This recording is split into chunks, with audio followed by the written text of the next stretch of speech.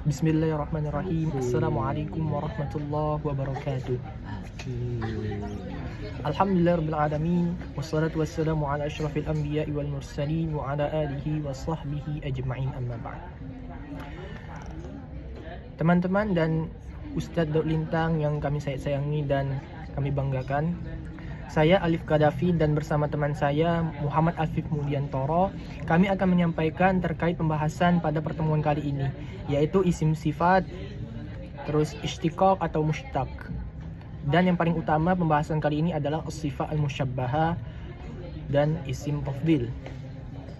Sebelumnya kami ingin menyampaikan bahwa bahasa Arab merupakan bahasa yang sangat luas di dunia ini, merupakan bahasa internasional dengan bahasa Inggris.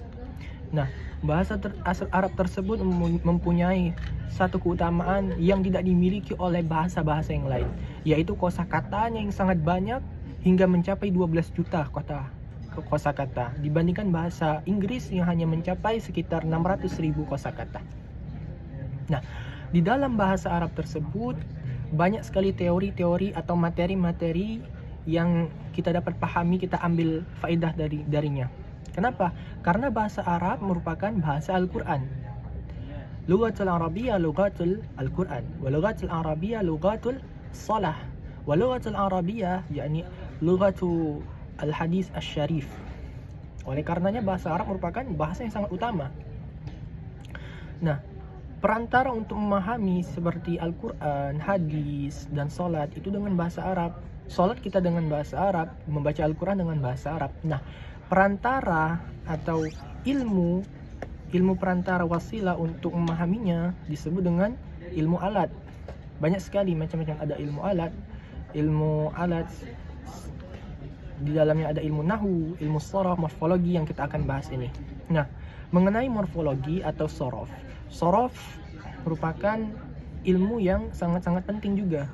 Karena dengan sorof kita dapat mengetahui perubahan kata menjadi kata-kata yang lain, sehingga bahasa Arab di sini yang awalnya punya satu makna bisa bercabang-cabang maknanya dengan satu lafaz aja yang diubah.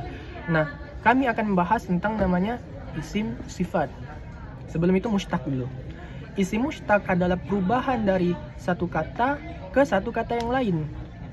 Nah, isim mushtaq ada banyak, isim fa'il, isim maf'ul, isim musabbahah, sigat mubalaghah, isim tafdil, isim makan, isim zaman, isim alat, terus masdar mimi, terus masdar mazid.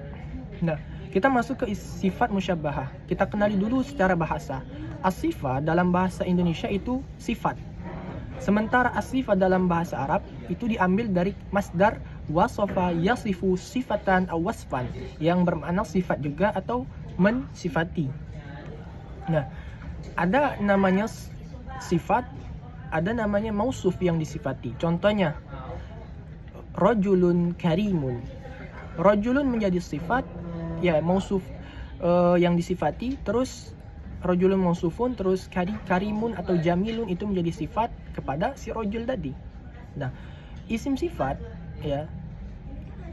Isim sifat itu ada 4. Yang pertama ismul fa'il, isim maf'ul, wa isim tafdil, wa sifat musyabbahah. Nah, kalau isim maf'ul itu perbedaan isim sifat dan isim mushtaq itu, isim mushtaq itu lebih umum daripada isim sifat. Nah, terus perbedaannya isim fa'il, isim sifat ya. Isim sifat yaitu isim fa'il atau isim maf'ul berbeda dengan sifat musyabbahah. Nah, kalau isim maf'ul atau isim fa'il itu mempunyai kejadian atau waktu zamannya, sementara sifat musyabbahah dia memang seperti fa'il ya, cuman dia nggak mempunyai zaman, alias dia dawam selamanya sifatnya. Nah, kemudian sigot dari isim fa'il. Isim fa'il mempunyai dibagi dua dulu. Ada dari min sulasi wa ghairu sulasi. Wa min sulasi dia hanya satu wazan, yaitu fa'ilun. Ketika kita bilang kataba, kita ingin mengkiaskan atau mengubah dari kataba menjadi fa'il, maka dikiaskan jadi kataba katibun. Kalau isim maf'ul disamakan dengan maf'ulun. Contohnya, qatala menjadi maqtulun. Dan ada huruf tambahannya, dia tidak merusak dari asal kata itu, huruf konsonannya, yaitu qatala. Tetap ada qatala, cuma ditambah mengikuti wazan maf'ulun. Terus kalau dari min ghairi sulasi, itu ada namanya misalnya safara yusafiru. Nah, itu dikiaskan juga dengan apa? Dengan mengubah huruf ininya, fi'il mudhari'nya safara yusafiru, musafirun, dan sebelum huruf akhir itu diharokat kasroh ketika dia fa'il.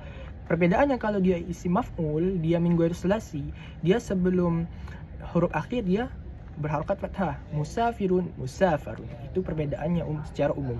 Terus masuk ke sifat musyabbahah. Nah, sifat musyabbahah ini bersifat sima'iyun. Apa itu sima'iyun? Yaitu mengikuti orang Arab. Kita dapat menemukannya dengan orang Arab yang berkata, atau kita menemukannya di mu'jam atau kamus. Contohnya hasuna. Nah, terus poinnya adalah sifat musyabbahah ini dapat ditemukan hanya di dalam fi'il lazim. Contohnya hasuna, fi'il lazim sigotnya salah satunya adalah fa'ula, hasuna. Nah, hasuna itu fi'il lazim karena dia tidak membutuhkan objek. Ketika dia tidak membutuhkan objek, maka sifat musyabbahanya adalah hasanun, yaitu orang yang baik. Dia kan sama seperti fa'il, cuman sifat musyabbah ini lebih dawam, nggak punya zaman. Nah, itu secara umum. Terus kalau dari min ghairi sulasi, dia disamakan juga seperti isim fa'il. Contohnya kayak safara yusafir, jadi musafirun. Itu pengen di sifat musyabbahah. Terus sifat musyabbahah ini mempunyai beberapa wazan. Yang pertama af'alun, terus fa'ilun. Contohnya af'alun, fa'ilun, terus fa'lun, terus ada lagi fu'alun, fa'alun. Nah, wazan-wazan tersebut juga mempunyai arti. Contohnya fa'ilun itu menunjukkan suatu sifat atau batin seseorang. Contohnya fa'ilun jamilun menunjukkan bahwa orang tersebut ganteng gitu. Terus kalau fa'lanun, ada juga fa'lanun, itu menunjukkan suatu sifat dia tuh memerlukan. Contohnya sifat batin yang menunjukkan memerlukan, atsyanun, yaitu haus, berarti dia memerlukan minum. Terus ada nama sya'banun, itu dia menunjukkan puas. Sya'banun berarti dia udah kenyang. Terus ada godbanun, menunjukkan emosi. Maka godbanun itu merupakan sifat musyabbahah. Nah, terus masuk ke isim tafdil. Isim tafdil di dalam artikel tersebut mempunyai satu wazan, akan tetapi kalau lebih mendalam lagi dia ada dua wazan, af'alu sama fa'la. Fa'la.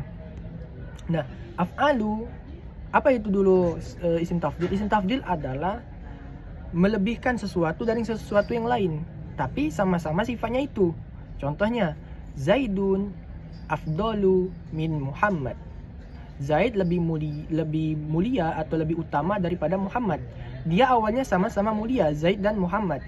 Cuman afdalu, si Zaid ini lebih mulia dari si Muhammad, gitu maksudnya. Terus kalau contoh yang biasanya adalah Zaidun khairun min Muhammad. Khairun asalnya adalah af'alun akhyaru. Cuman beberapa pengecualian, khairun yang akhyaru itu diubah ke khairun. Jadi Zaidun khairun min Muhammad, tapi maknanya adalah lebih baik daripada Muhammad.